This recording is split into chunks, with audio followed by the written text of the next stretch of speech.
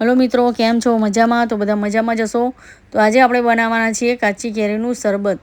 જો તમે ઉનાળામાં આ રીતે કાચી કેરીનું શરબત બનાવીને પીવો ને તો તમને લૂથી પણ બચાવે છે, લૂ લાગવાથી પણ બચાવે છે અને તમને ગરમીથી પણ બચાવે છે અને પેટને અને શરીરને ઠંડક આપવાનું આ શરબત કામ કરે છે। તો શરબત બનાવવા માટે જો મેં અહીંયા 2 કેરી લીધી છે।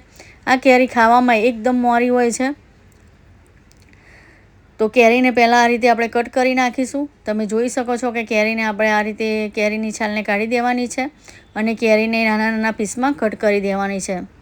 અમુક લોકો કેરીને બાફીને પણ શરબત બનાવતા હોય છે, પણ આજે આપણે બાફવાનું નથી। આજે આપણે કેરીને બાફ્યા વગર જ શરબતને બનાવવાનું છે। જો કેરીને બફાતા વાર લાગતી નથી, એટલે આપણે જો ચાસણીમાં કેરીને આ રીતે પીસીને એડ કરીશું ને તો ચાસણીમાં પણ સરસ કેરી બફાઈ જાય છે। તે માટે મેં અહીંયા કેરીને બાફી નથી। તો કેરીના જો આ રીતે નાના નાના પીસ કરી નાખીશું। હવે આપણે લઈ લઈશું મિક્સર જાર અને મિક્સર જારમાં આપણે કેરી એડ કરીશું, કેરીના કટકા। આ રીતે કેરીના ટુકડાને આપણે મિક્સર જારમાં એડ કરી દઈશું। આ રીતે જો તમે શરબત બનાવશો ને તો એટલો ટેસ્ટી અને એટલો સરસ બનીને તૈયાર થાય છે ને કે તમે બનાવશો ને તો તમને ફરીથી પણ બનાવવાનું મન થશે, તેવો ટેસ્ટી શરબત બનીને તૈયાર થાય છે। તો હવે એમાં 2 ચમચી જીરું એડ કરીશું। પછી એમાં આપણે 4 ચમચી વરિયાળી એડ કરીશું। અહીંયા થોડા મરી એડ કરીશું, મીઠું એડ કરીશું। પછી ચાટ મસાલો એડ કરીશું, કાલા નમક એડ કરીશું, મીઠું એડ કરીશું। પછી એમાં જો પુદીનાના પાન લીધા છે મેં અહીંયા, તો પુદીનાના પાનને ડાળખી સાથે જ આપણે એડ કરી દઈશું। પછી એમાં થોડું પાણી એડ કરીને આને આપણે પીસી લઈશું।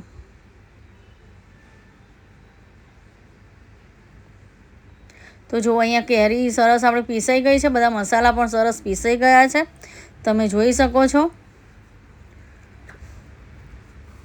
આ રીતે બાફવાની ઝંઝટ વગર આપણે કેરીનો શરબત સરસ બનીને તૈયાર થઈ જાય છે। કેરીને બાફવાની પણ જરૂર પડતી નથી। તો જો અહીંયા સરસ બધું પીસાઈ ગયું છે। તો હવે આપણે શરબતમાં એડ કરવા માટે ચાસણી બનાવી દઈશું। તો પેનમાં આપણે ખાંડ એડ કરીશું। પછી ખાંડ ઓગળે તેટલું આપણે પાણી એડ કરીશું। અહીંયા થોડી મેં સાકર પણ લીધી છે, મોટી સાઇઝની। હવે આપણે ખાંડ અને પાણી એડ કરીને આ રીતે તેને ઉકળવા દઈશું અને ખાંડને આપણે ઓગળવા દેવાની છે। જો કેરીને પહેલાં બાફવાની જરૂર નથી પડતી, કેમ કે આપણે જ્યારે ચાસણીમાં એડ કરીશું ને ત્યારે કેરી સરસ બફાઈ જશે। કેમ કે કેરીને બફાતા વાર નથી થતી, ફટાફટ કેરી બફાઈ જતી હોય છે। એટલે આપણે આ રીતે ચાસણીમાં કેરીને એડ કરીને ઉકળવા દઈશું ને તો પણ કેરી સરસ એકદમ અંદરથી બફાઈ જશે અને શરબત તમારો એકદમ સરસ બનશે અને ટેસ્ટી લાગશે। તો જો આ રીતે ખાંડ આપણી બધી ઓગળી જાય તો જો અહીંયા તમે જોઈ શકો છો ખાંડ અહીંયા સરસ આપણી ઓગળી ગઈ છે બધી।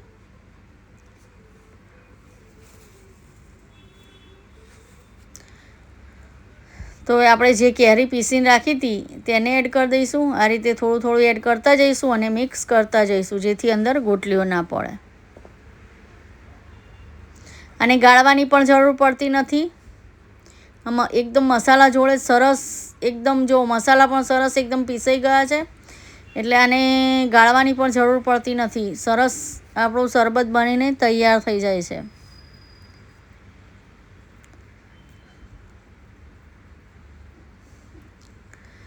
તો આ રીતે જો આ રીતે આપણે એકદમ હવે આને ઉકળવા દઈશું ચાસણીને।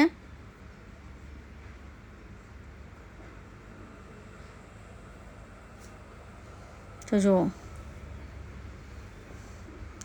આ રીતે આપણે તેને ઉકળવા દેવાનું છે, જ્યાં સુધી એકદમ ઘટ ના થઈ જાય અને જ્યાં સુધી એક તારની ચાસણી ના બની જાય ત્યાં સુધી આને આપણે ઉકાળવાનું છે। અને બીજું હું સિક્રેટ તમને પછી બતાવીશ કે શરબત ટેસ્ટમાં બેસ્ટ કઈ રીતે બને છે, તે હું તમને વિડીયોમાં છેલ્લે જરૂરથી બતાવીશ। એટલે વિડીયો પૂરેપૂરો જરૂરથી જોજો અને વિડીયો ગમે તો લાઈક, શેર અને સબસ્ક્રાઈબ જરૂરથી કરજો। અને મારી રિક્વેસ્ટ છે કે સબસ્ક્રાઈબ તમે જરૂરથી કરજો. તો તમે જોઈ શકો છો કે કેરી એકદમ ચમચાને ચોંટી ગઈ છે અને કેરી પણ સરસ ચડી ગઈ છે.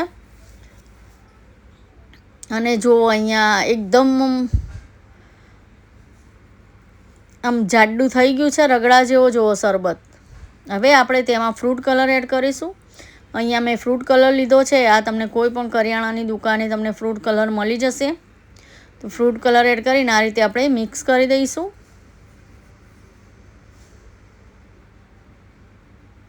આ રીતે જો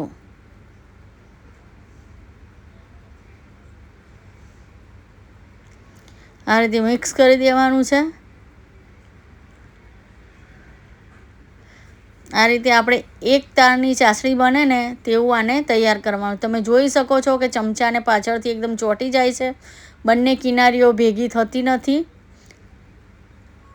તો આપણું શરબત અહીંયા બનીને સરસ તૈયાર છે, તમે જોઈ શકો છો. હજી હું તમને બનાવીને બતાવીશ કે કેવી રીતે શરબતને તૈયાર કરવાનું છે. તમે જોઈ શકો છો કે ચમચાને પાછળથી સરસ કોટિંગ થાય છે. તો આવું જ આપણે જાડું રગડા જેવું રહેવા દેવાનું છે. તમે જોઈ શકો છો અહીંયા આપણે એક તારની ચાસણી અહીંયા બનાવવાની છે. હવે આપણે તેમાં અડધું લીંબુ એડ કરી દઈશું. તમે વિચાર કરશો કે કેરી છે અને લીંબુ પણ અંદર એડ કરવાનું છે. તો લીંબુ તેટલા માટે આપણે એડ કરવાનું છે કે જે ચાસણી આપણે એક તારની બનાવીને એ ચાસણી જામી ના જાય, તે માટે આપણે અડધો લીંબુનો રસ એડ કરીશું. લીંબુનો રસ એડ કરવાથી ચાસણી જામતી નથી અને શરબત આપણો એવો ને એવો જ રહે છે. તો અહીંયા શરબત આપણો જો બનીને તૈયાર છે. તો આપણે નીચે ઉતારી લઈશું. હવે આને ઠંડુ થવા દઈશું. ઠંડુ થાય પછી આપણે તેને બરણીમાં ભરી લઈશું. ત્યાં સુધી હું તમને શરબત બનાવીને બતાવી દઉં. તમે જોઈ શકો છો કે કેવો એકદમ સરસ આપણે બહારથી લાવીએ તેના કરતાં આપણે ઘરે જ આ રીતે સરસ કેરીનો શરબત બનીને તૈયાર થઈ જાય છે. તમે જોઈ શકો છો કે એક તાર બને છે અને પાછળ પણ ચમચાની પાછળ કોટિંગ થઈ રહ્યું છે, એટલે આપણું શરબત અહીંયા તૈયાર છે. તો હવે હું તમને બનાવીને બતાવી દઉં. તો આ રીતે 2 ચમચા આપણે તપેલામાં એડ કરીશું.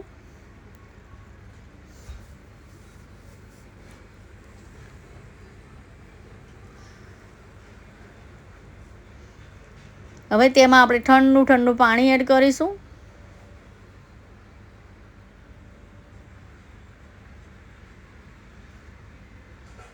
પછી આને મિક્સ કરી દઈશું. તમારા ઘરે મહેમાન આવે તો મહેમાનોને પણ આ રીતે જો શરબત બનાવેલો હોય તો તમે આ રીતે બનાવીને આપી શકો છો. કાચી કેરીનો શરબત જો અહીંયા સરસ આપણે આ રીતે મિક્સ કરી દેવાનું છે પહેલાં એકદમ પાણીમાં. પછી અહીંયા જો મેં અહીંયા તકમરિયા લીધા છે અને તકમરિયાને મેં પહેલાં પલાળીને મૂકી દીધા હતા અને પલાળતા વાર નથી થતી. આ ફટાફટ પાણીમાં પલળી જાય છે અને સરસ ફૂલી પણ જાય છે. તો તકમરિયાને મેં પહેલાં પલાળી દીધા હતા. તો આપણે અહીંયા તકમરિયા એડ કરીશું.